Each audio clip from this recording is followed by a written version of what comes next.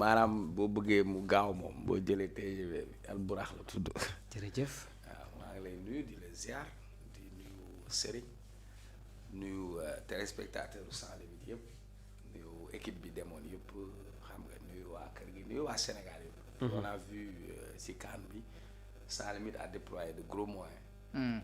pour yóbbu une équipe foofu et ay moyens propres am nag quoi donc loolu moom moo tax il faut ñu féliciter waa kër gi féliciter ñëpp daal parce que pratiquement mobiliser une équipe de plus de 12 personnes pendant un mois yor seen logement yor seen lekk yor seen naan je crois que loolu investissement la boo xam ni Sans Limites daf ko def pour accompagner Sénégalais yi pour accompagner téléspectateurs yi pour ñu bañ a wute la fa nekk daal.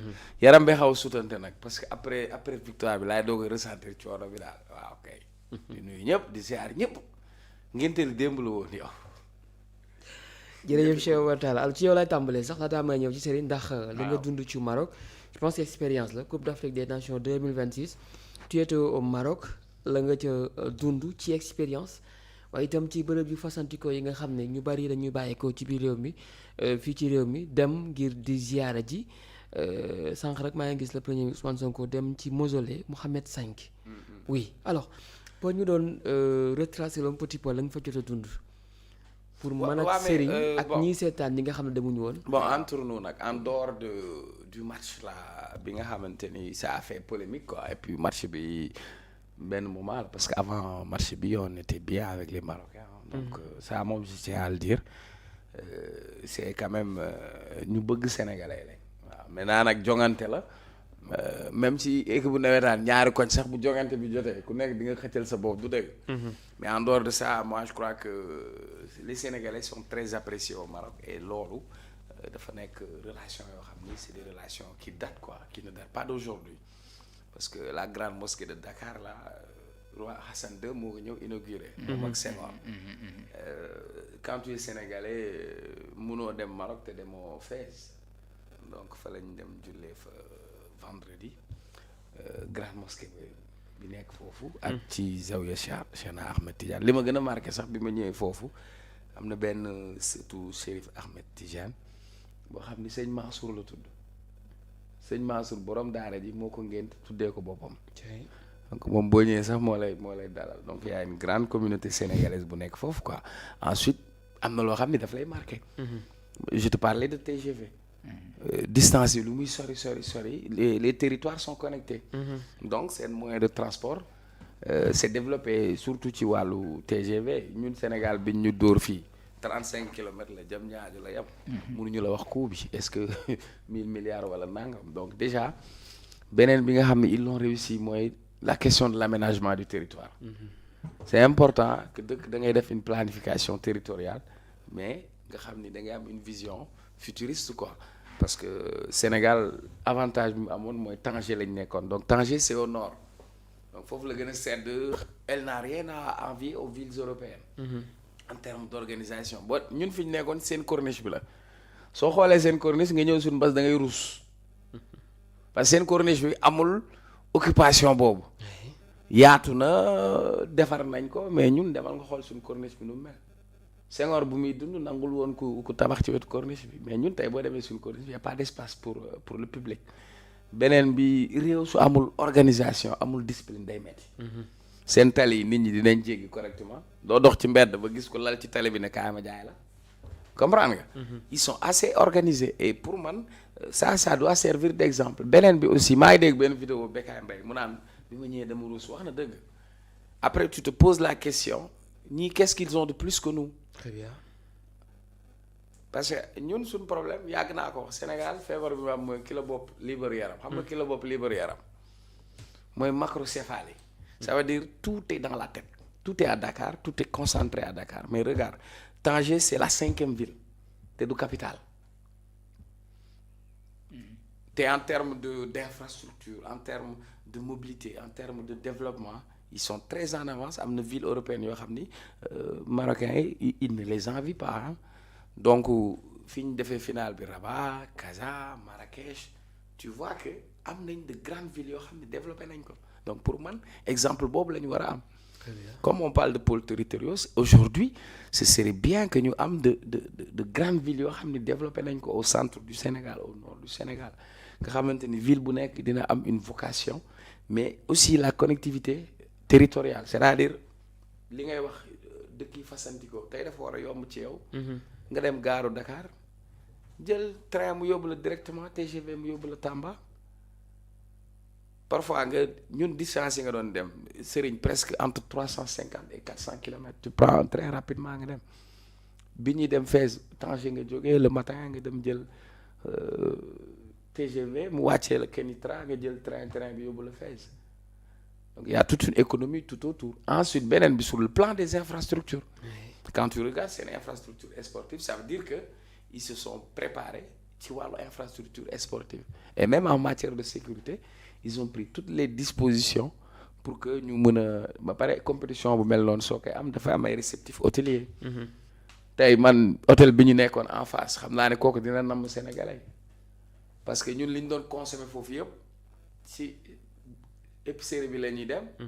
am na restaurant boo xam ne mooy jaay ci suuf mais y a que les sénégalais qui viennent acheter donc ça veut dire qu'en quelque sorte am na benn impact quoi maintenant tout n'est pas mauvais parce que pour man le peuple marocain a été très accueillant vis-à-vis des Sénégalais man am na yére boo xam ni taximan marocain moom ko may les Marocains ils sont ouverts d'esprit et puis ils aiment les Sénégalais d'ailleurs durant toute la compétition même boo dajee ak ñoom ci mbedd dañ naan la finale bi Maroc Sénégal maintenant ci biir match bi nag y a des choses qui se sont passées et puis voilà nous on a gagné maintenant nous on va essayer de retenir ce qu'il y a de positif quoi. Très bien. Voilà. Alors ci jouru final bi. ça a été un peu dégénéré quand même. mais dina loolu jikkoy sénégalais moom mooy feeñ bu ñu la bëggee teg yenn yi quand même. waaw mais xam nga sénégalais moom bëggul injustice. parce que déjà yàlla moo bëgg dëgg. parce que déjà pour accéder ces stades bi c'était une galère donc du coup ñun par exemple on a quitté Tanger tôt le matin def bus ñëw egsi bon pour billet c'était un peu difficile. Bon man am naa billet donc du problème quoi parce que li Pa Ousmane naan ay link donc mais da ngay gis sénégalais yi jóge bitim réew jóge Espagne jóge feneen parce que dañu bëgg seen réew ñëw bëgg am billet mënuñu ko am parfois ñu dajee ko am billet sax nga ñëw ñu ne la am na ñu jëndee seen billet 500 € alors que billet yi sur enchère bi dafa amoon quoi donc ensuite beneen bi sur le plan de la gestion des billets pour man prochainement vaut mieux ñu am quota de billets. ñi nga xamante ni yittewoo nañ ko ñu mun ko am mais tey seen application Afcon bi ñu doon jëndee billet dafa bëggee donc ci biir stade bi c'est presque 60 000 places sénégalais yëpp motuñu 3 000 ma seetlu ni bi ñu ñëwee am na ñu jóge Casa am na ñu jóge Marrakech mais li ñu njëkk a def mooy gare bi la ñu bloqué. parce que ñoom li ñu defaree seen infrastructure bi soo wàccee ci gare bi da lay connecté automatiquement pour nga dem ci stade donc déjà y a une grande communauté sénégalaise qui était là-bas sénégalais ñi nekk ci biir stade ñoo ëpp sax daanaka ñu nekk ci biir parce que y avait une grande mobilisation des sénégalais maintenant pour nga dem ci stade bi cordon de sécurité bi dafay bëri quoi li ngay dox donc da ngay dox ba sonn. yéeg ci tunnel après y avait un contrôle parce que man bi ma ñëwee naar yi dañ lay palper lépp la ñu làmb loo yore ñu nangu ko. du ndox buy dugg du power bank du dara mais boobu ñun ñoo ngi dem mais coono bi garaawul quoi ñun dañ bëgg dem jëli suñ ko parce que loolu lañ gëm en fait. parce que pour man logiquement Maroc mënul Sénégal quoi donc ñun dès le début on a eu cet objectif on a compris que match bi gënoon difficile pour man Sénégal Congo la Sénégal Mali donc dans l'entame du match y a pas de problème parce que ñun fi ñu toogoon après on s'est donné des consignes ne Sénégalais yëpp nañ daje ci benn bërëb bi noonu donc finalement on a laissé nos places pour aller nous regrouper. Malgré que bëriwuñ ci stade bi mais supporteru sénégalais yi tooguñu benn yoon. dañ taxaw di soutenir seen équipe maintenant fait de match on a remarqué gumba wuñu quoi parfois Sénégal day am corner arbitre bi ne si met boo seetaanee match bi yëpp lu muy am tension lu muy physique arbitre bi joxul benn carton bu mu jox équipe bu Maroc sur des faits de jeu. Même Lamine Camara faute bi ñu koy jox carton il méritait même pas un carton parce que ballon bi lay chercher mais comme ñun ñu ngi jouer ak ñoom beneen bi marocain yëpp ay mbiib lañ yor grand. dañuy mbiib ba sa yuur gi di wëndeelu pirip man am na si koo xamante ni dama mëntuma ko muñ ma nangu mbiib bi parce que sama nopp yi la nekk il mettait la pression sur l'équipe du Sénégal. Malgré ça joué nañ première mi-temps premier mi-temps Sénégal moo dominé moo maîtriser jeu bi d'ailleurs marocains yi nanguwuñu woon génn bloc bas lañ def deuxième mi-temps. Il faut saluer aussi la vision tactique de Pape Thiaw. Après, je vais y revenir parce que ci biir match bi entraîneur dafay am audace donc Pape Thiaw a fait des changements changé son système de jeu et puis yu bëri mu def ko ci quoi maintenant ñun li ñu marqué mooy li indi coow li du dara Sénégal dafa am but. Très bien. Parce que booy seet ci action bi Marocains yi am nañ information xam nañ Pape Ablaye Seck ban profil la am donc bi ko Pape Thiaw dugalee changé na classement bi mais sur barre alerté Pape Ablaye Seck kenn mënu ko ci donc sooy xool Pape Ablaye Seck deuxième poteau le positionné wu pour xaar mais booy xool Hakimi moom moo dem provoqué duel à deux foofu bal bi egsiwul donc ñoom ñaar bu ñu tegantee loxo y a rien quoi c'est un fait de jeu mais Hakimi moo provoqué loolu tëdd bal bi dugg mu mbëkk Sarr dugal ñun fi ñu commencé zibilé ñu ne bii amul bon ñu ne garaawul quoi. Sans consulter la VAR. léegi non seulement il veut pas consulter la VAR. mais malgré ça nous les supporters on a dit c'est pas grave même bu ñu sàccee bi dinañ dem lijjanti beneen mais diggante xef ak xippi match baa ngi continuer ñun ñu toog ci terrain bi jékki-jékki ñu ne penalty loolu nag moo indi coow rek parce que ñun ñëpp ci tribune bi lañ nekkoon bi loolu amee bon am na ñu ne bon penalty bi du fi am quoi. waral vidéo bi quand même. ban vidéo. oui.